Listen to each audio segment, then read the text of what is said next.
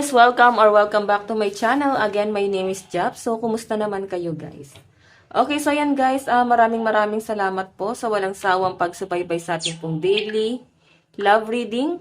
And kung ikaw ay bago pa lang sa ating channel, mag-subscribe na po kayo and i-click mo na rin yung ating notification bell para lagi kayo guys updated sa ating mga bagong upload.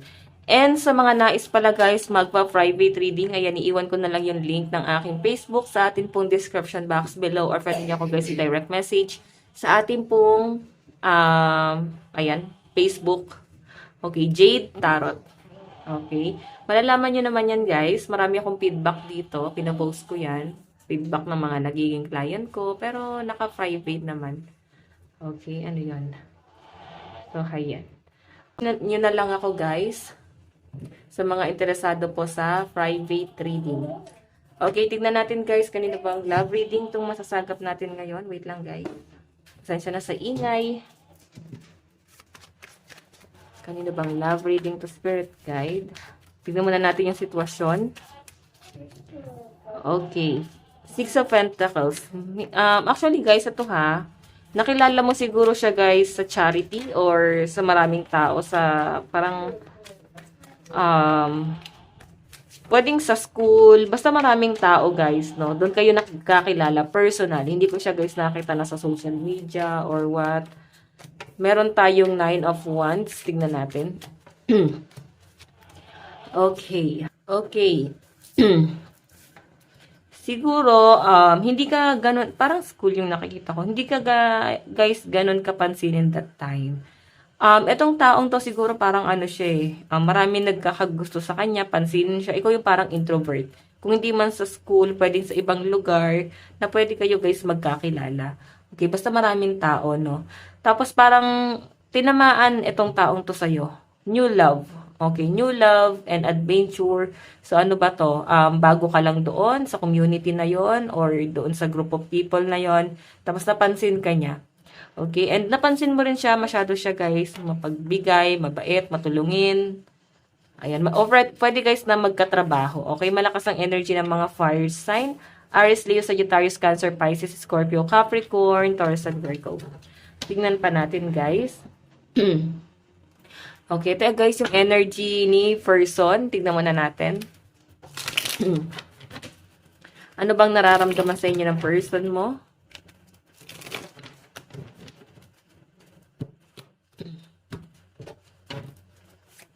Nararamdaman ng person mo. Meron tayong 9 of Wands. Ayan, mukhang hinanap ka kanya sa social media or parang yun nga, hindi naman kayo guys agad-agad nagkakilala. Parang, ano to, hinanap ka niya, pwedeng matagal ka na niyang kilala.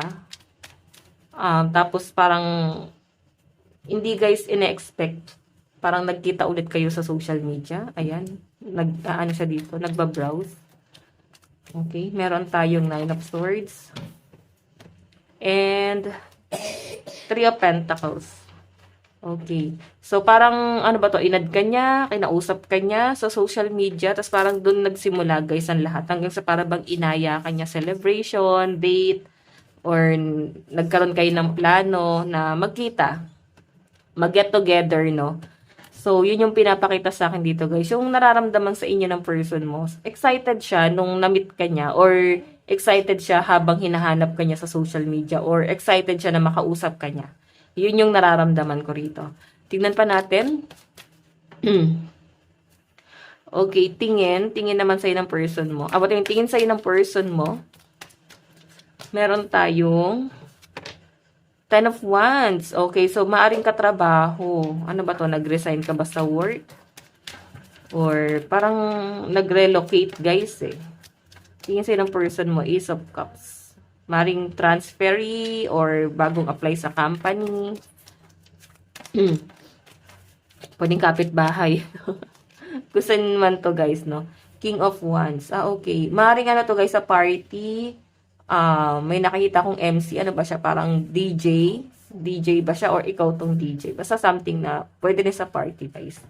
Okay. Ayan. May nakikita kasi ako dito na siguro napansin ka niya noon kasi marami kang dala-dala. Yung tingin niya sa'yo ngayon, ayan, napaka-busy mo ngayon, dami mong ginagawa, napakabala. hindi mo siya guys gano'n napapansin, hindi mo siya gano'n kinakausap kasi busy ka sa kung ano man yung ginagawa mo. Okay? Tignan natin.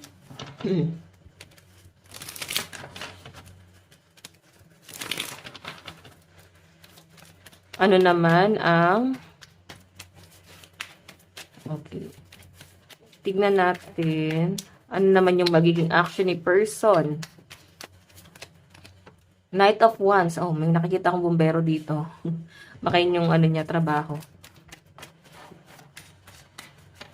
Pwede naman sa games or sa GC kayo nagkakilala. Tapos, parehas kayo may profession. Action. 5 of Wands. May misunderstanding kayo ng person mo, guys. Okay. Meron tayong, ayan, tumatalon yung card, the Justice. So, parang eto ha, yung action gusto guys, mabigyan ng person mo ng parang katarungan yung mga nangyayari or kung ano man yung ginawa niya sa inyo. Parang gusto niya guys ng justice. Okay, feeling niya kasi hindi siya naging open sa'yo dati. Pwedeng natakot siya. Magulo yung isip niya eh. Tignan mo guys, nakaka-feel siya ng takot dito. Parang takot siyang gumawa ng hakbang. Tignan natin ha yung magiging outcome. Pero meron naman siya guys gagawin kasi nga justice eh. Gusto niya nang basagin yung katahimikan. No? Katahimikan sa pagitan yung dalawa. Tignan natin. Okay, magiging outcome. The World. Okay, 4 of Swords and 10 of Pentacles. Okay, so kilala siya ng family mo. The World. Siguro pinagtatanong kanya sa family mo. Kumusta na po si ano? Nasa ibang bansa na. Parang gano'n. Kasi the world eh. Moving forward. Sinasabi, hi Freeze. Kasal na. Naku. Late ka na dumating. Pwedeng tinatanong kanya sa pamilya mo or pwedeng sa malalapit sa inyo. Tapos ayun nga pa, maaaring nalaman niya kung ano na ba yung estado mo ngayon sa buhay. Okay?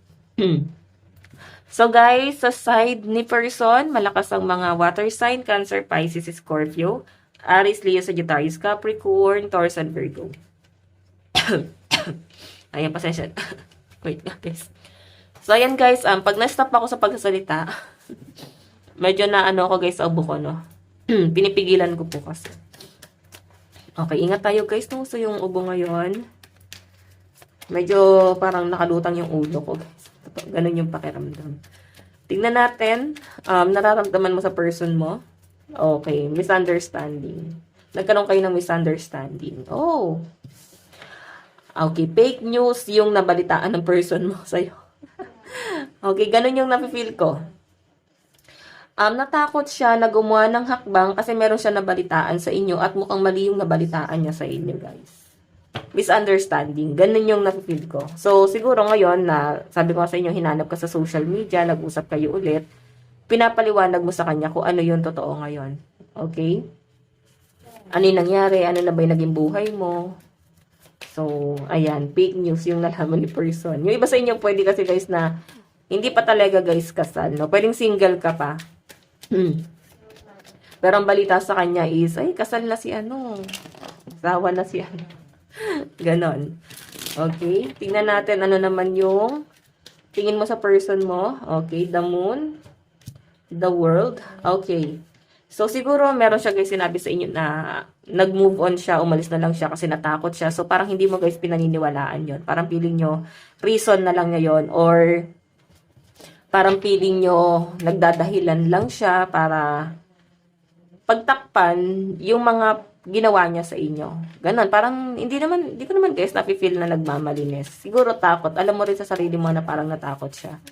Tingnan natin guys, ano naman yung okay, ano yung magiging ano yung po yung magiging action? Ano yung magiging action mo? Kasi yung tingin mo sa kanya, yan oh. Ala, iniwan mo ako pa. Baka guys, kasi ginost ka nitong taon to. So, parang, may mga dahilan naman siya kung bakit niya guys ginawa daw yun. Sinabi niya sa inyo. Pero parang, hindi kayo guys naniniwala. Parang hindi guys convincing yung reason niyan. Tignan natin. Ano naman yung magiging action mo? Okay, 8 of Swords. Naku, lumit na naman yung mundo mo, no? Parang nastak na naman sa kanya. Nasasaktan. Parang nanumbalik yung sakit na ginawa niya sa inyo nung ginost ka nitong taong to. Ace of Wands. Okay ka na eh. Okay, nakapokus ka na sa family mo eh. Okay, or pwede iba sa inyo,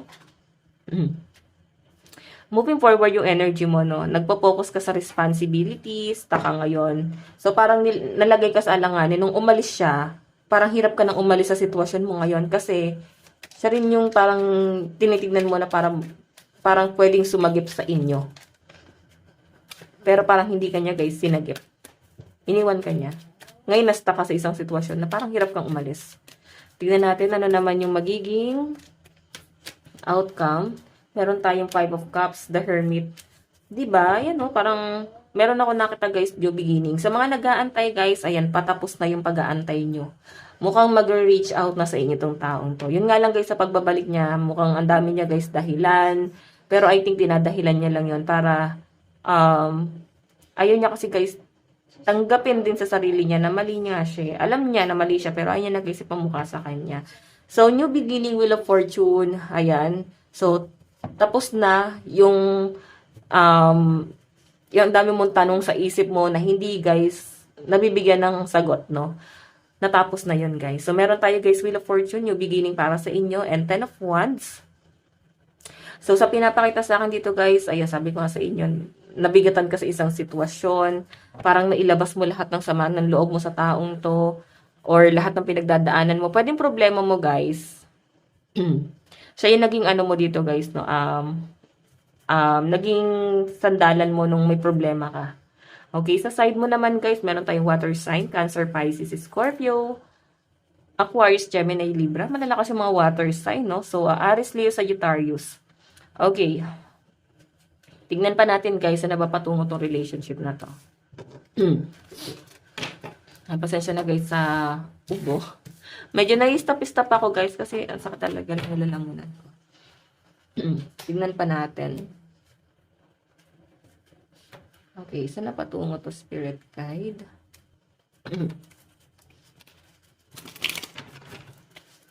Saan na patungo yung relationship? Meron tayong, ayan, adventure.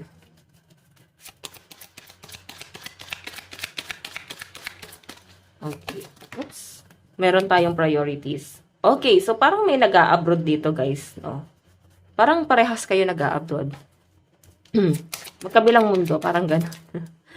Okay, so meron tayo, guys, transition. So may pag-a-adjust naman, mararamdaman ng iba sa inyo na para bang nag-e-effort etong taong to. May nakikita ko na mayroon siya, guys, plano, no? Ngayon, hindi pa niya, guys, magawa yung mga plano niya kasi may struggle siya sa finances. Pero may plano siya, guys. Creator, ayan, creation. Dami niya guys plano para sa inyo guys. Okay, sabi ko sa inyo, babasagin niya na yung katahimikan. Tagal niyang pananahimik, tagal niyong di nag-usap, ano ba to, tagal niyong nawala. So parang bigla guys, nagkaroon ng connection ulit sa inyo. Okay, so in the near future guys, ayan parang siguro nagkaroon ulit guys talaga ng relationship mo. Nagkabalikan kasi nagpo-focus kayo, nagsishare kayo sa mga responsibility. Parehas kayo guys nagta-travel. So, may partnership na ako guys na nakikita rito. Okay, tingnan pa natin. Love advice. Meron tayong soul. Your soul is preparing to reconnect, trust in the process. Okay, tingnan pa natin. Meron tayong remarkable. Oh. Oh. Remarkable. Tingnan nyo naman guys, no? Merong sing-sing doon. Baka itong taong to ay nag-propose sa inyo noon. Or baka ano ba to? Parang, ano ba yung mga sa mga high school, sa mga college noon, yung wedding boot ba tawag? Yung mga boot-boot noon. Baka napunta kayo sa ganun dati. Diba? Or napagtripan. Parang kinakantsawan kayo before. Okay, so, eto guys soul. I think soulmate mo tong taong to guys. So, parang, sabi ko nga sa inyo, ay no, sabi dito, your soul is preparing to reconnect, trust in the process. Ibig sabihin, talagang magre-reconnect talaga ulit kayo guys ng person mo. And, notice everything remarkable about your relationship. So, parang bago ulit, parang nagsisimula ulit kayo sa umpisa. Parang walang, okay parang ganito yung nararamdaman ko. Kung kailan mo siya guys nakilala, parang, yung mga nangyari sa inyo nung wala siya sa buhay nyo, parang nawala yon, nabura yon, parang nag-continue lang, tas nabura na lahat ng mga memories na hindi niya siya guys kasama. Parang ganun lang ulit, bago lang ulit guys yung nakikita ko rito. Okay? Sige, tingnan pa natin. And meron tayo guys moment. Ayan, excited yung iba sa inyo sa pagkikita, no? Baka nagtagpo na kayo. Nagkita kayo, may bonding kayo ni person. Tignan natin, message ni person. Meron tayong, I bury myself in work to forget you. Okay, so I think tama naman siya guys, na talagang natakot siya. Ngayon nag-focus siya sa trabaho niya para makalimutan kanya. Pero siguro may time na lagi kanyang naaalala, nako-curious pa rin siya. Ano na ba yung sitwasyon mo ngayon? Meron tayo guys, I couldn't let you get close to me. Diba? Hindi niya talaga guys alam kung paano mapapalapit sa inyo. Sabi ko sa inyo, baka ilang beses ka hinanap ito sa social media. And parang finally, sa tagal ng panahon, nahanap ka niya guys. Meron tayong I feel you leaving me behind. Diba? Parang ikaw yung umalis. Ikaw ba yung umalis? Okay. Tignan pa natin. Mensahe. Mensahe ni person. Meron tayong I can't stop thinking about you. Sabi ko sa inyo eh. Kung 10 years kayong hindi nagkita, 5 years or kung ilang taon man to guys, lagi ka pa rin niya guys naaalala. Okay? Lagi ka pa rin niya guys hinahanap. Kaya sabi dito, the timing just wasn't right for us. Nung unang-unang nagtagpo kayo, parang hindi siya yung tamang timing para sa inyo eh. Alam mo yon? Parang ngayon pa lang guys yung tamang panahon na mag-reconnect ulit kayo at parang wala na guys sa hadlang. Okay? So guys, ito lang naman po ang inyong daily love reading. Ayan, sa mga nais magpa-private reading, no? Ayan, babalikan ko guys. Iiwan ko na lang yung link ng aking Facebook sa atin pong description box below. Or pwede nyo ako guys i-direct message sa atin pong FB. Ayan, Jade Tarot. Nandito din guys yung aking mga feedback. Feedback ng mga nagiging client ko sa mga nagpa-private reading. Nagpapaalam naman ako guys pag ipopost ko yan. Ayan o, meron pa dito. Ayan, baka ma-copyright yung music. Okay, so yan guys. Bukas po ulit. God bless and love you all. Bye-bye!